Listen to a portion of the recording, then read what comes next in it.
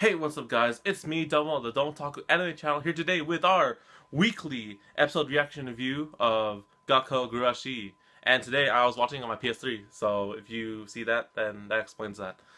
And I'm not happy, guys. I'm not happy. I don't sound like I'm sad or anything, but I'm not happy. I'm kind of sad right now, and that's because of this freaking episode.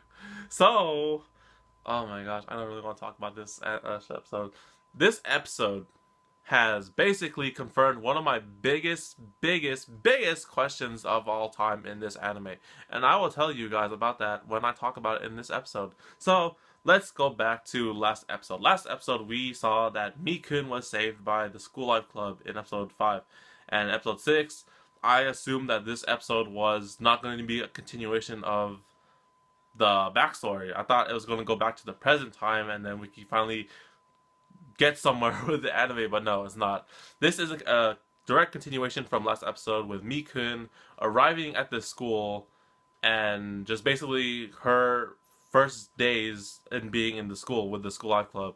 So, what happens is that Mikun wakes up in the school with Yuki, and Yuki basically decides to go show her around the school because she tries to get to know Mikun, and this is bad because Mikun has not ever once doesn't know anything about Yuki, and this is the problem because Mikun doesn't know about Yuki seeing Megu-Nee, doesn't know about Mikun with the school going to class and stuff, and oh my gosh, they confirm our suspicion. So basically, what happens in the first part is that Yuki takes Mikun to the music room, and then she's like just trying to convince her like be her friend or join the School Life Club or like we're in school, and she's like, oh, join the School Life Club and you go to this classroom and sing all you want, right? And it seems happy and cheerful at first, but then eventually it goes down when Yuki is talking to Megu-Nee, and then Mikun asks Yuki, is like, Yuki senpai? Who are you talking to and who's Megu-Nee? And then after she says that, we see like Yuki with this blank stare, like this like crazy eye stare like this, and then eventually we see that the whole classroom is messed up. We see the reality that Yuki doesn't see, and we finally freaking confirm that Megu-Nee is dead. You heard me right. Megu-Nee is dead. That was one of my biggest questions in this whole freaking anime, and I had always assumed that Megu-Nee was alive. Except now, it's not the case. Megu-Nee is dead because Mikun freaking doesn't see her, and she's asking Yuki about all these questions like, who are you talking to? There's no one there. Who's Megu-Nee? And after hearing that, it just tore me apart. I was like, oh my gosh. These past 5 episodes, Megu-Nee has been dead. Except the case in episode 3, considering that was like a past event. And 4, I guess. So yeah. Eventually, Yuri and Kurumi come over and talk to Mikun, and then they tell her about Megu-Nee because Mikun doesn't know who Megu-Nee is, and then we learn. Okay, everything I learned about this anime was so wrong. Episode 3. If you watched my episode 3 reaction thing, I was talking about how I thought Kurumi's senpai, the one that she loves, was buried on top of the rooftop with the cross. I thought that was him, right? Because, Kurumi killed him on the rooftop. I mean, that makes sense to bury him there. And at that time, Megu-Nee wasn't dead. So, yeah, it made sense, right? But no, Megu-Nee, oh my gosh, is buried on this freaking rooftop with the cross, and it has like her ribbon from her clothes or something like that. And after that, it tells the story of how Megu-Nee died. It didn't go in depth, but it showed like a quick flashback of how Megu-Nee died, and it was sad. I can't talk right now because I liked Megu-Nee. Megu-Nee's character was awesome, and I can't believe now she's dead.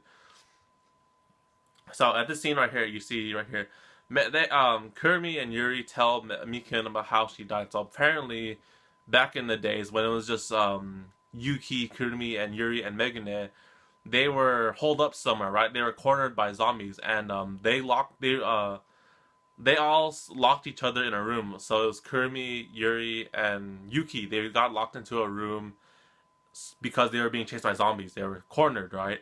And Megu-Nee went outside, but then it seemed that don't turn on what I'm doing in video. Megu-Nee seemed injured, right? She seemed like bleeding on her arm, so I assumed that she was bit and that she went outside to go sacrifice herself to try and lure away the zombies or something like that to save the students. Oh my goodness. So yeah, that's apparently what happens is that they Megu-Nee sacrifices herself to probably save the students, and it's so freaking terrible because like we see Yuki, right? Yuki is just like trying to go save Megu-Nee. It's like, oh no, Megu-Nee's still out there. We have to help her. Let go, guys. We have to let her in. We open the door.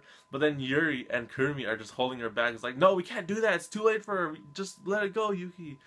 And like oh my gosh, it's so terrible. Cause Yuki's just like trying to save Megu-Nee and she doesn't want her to die. And I didn't want Megu-Nee to die. And then we just see Megu-Nee outside from the door. She falls down, like she has given up all hope, and then she just sheds one tear, and that's it. That's all we see, and I'm just sitting there watching this, and it's so terrible. Oh my gosh. And then after that, after we learn about Megu-Nee's death, right? It then goes to back to this scene, or like back to reality, where Mikun and Yuki get to know each other, or like the whole school life club get to know each other through a sports festival. So then Yuki proposes that we do a sports festival, right? And just like, oh, this is a good chance for Mikun and Yuki to go get along and know each other. At this point, Mikun is playing along with Yuki about Megu-Nee and like the whole school thing, just because like Yuri is like asking her, is like, can you please just play along with Yuki for now, and just go along with the flow. And in this sports festival, we have this, sports festival montage. They play sports like basketball, running in the hallways and stuff like that. And yeah, at this point, we learn they have fun and they learn more about each other. At this point, also, it's like, oh, I understand why you guys, let Yuki do these kind of things, right? Like why you play along with Yuki, because Mikun wanted to help Yuki get over her thing because it's not helping her, right? But, I mean, they let her do these things because, even in this zombie apocalypse thing, right, Yuki still tries to keep everything fun and, like, not seem like the whole world ended, right? So, I mean, yeah, it's sort of okay in their eyes, I guess. Because, like, I don't know. It's debatable. It's a debatable thing. I mean, I don't know. But I mean, if I were to think about it, yeah, like in this whole world where the freaking world ended with zombies, right? And you have this girl who plays along like nothing happened, like it's school, right? You'd keep her around. I would keep her around because it just keeps things fun, and it like keeps your mind off like the stuff and what happened. And I mean, if you think about like the whole outside too much with like the zombies and stuff, then it's gonna mess with your mind. But Yuki sometimes will keep it like keep it down with her normal school fun girl life thing. And yeah, that's how the episode ends. Oh no, that's not how the episode ends.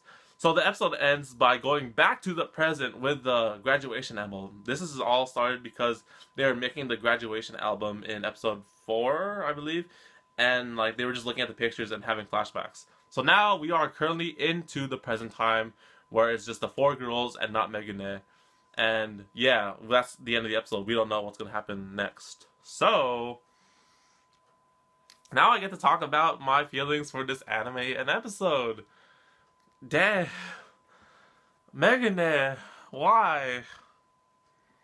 Okay, if we all didn't know from past videos of this series, I like Megu-Nee. Yeah, Megu-Nee was an awesome character.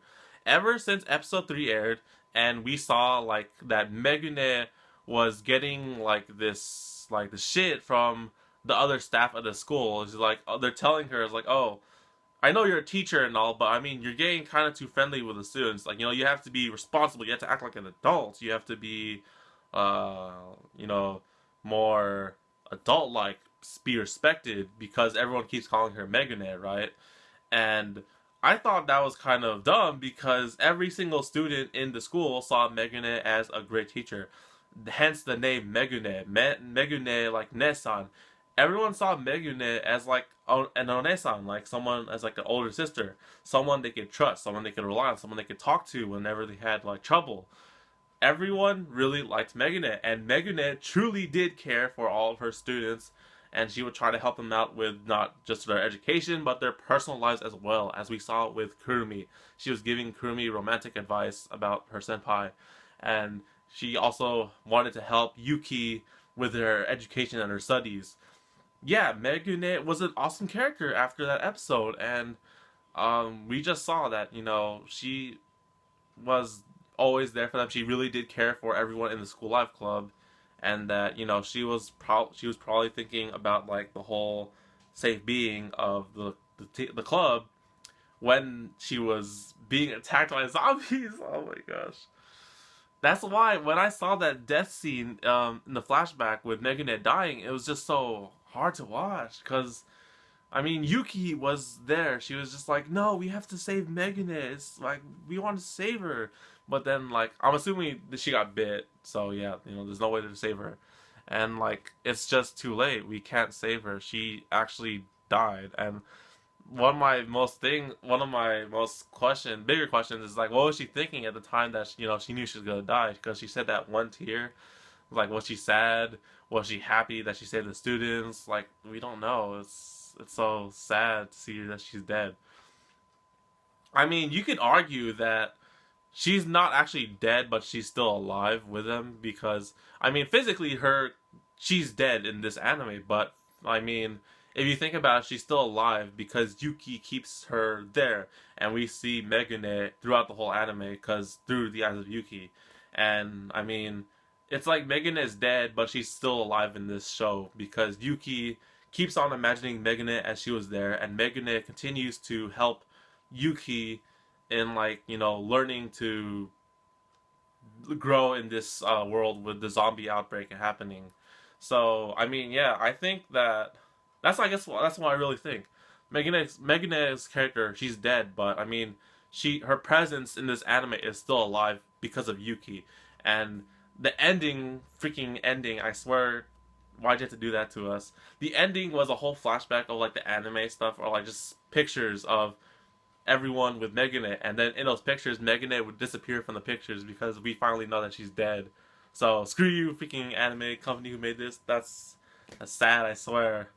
So that's about it. I can't believe Megu-Nee is dead. The bigger question now is what the heck is going to happen after these past episodes. We are halfway done, and if you saw last week's episode reaction, we know that talk between Kurumi and Yuri about how if Kurumi turned to a zombie, then kill her immediately.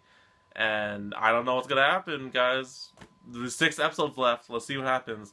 Thank you guys for watching this very sad reaction video of Gakkou Gurashi. I'll see you guys next week. So until then, guys, matane, and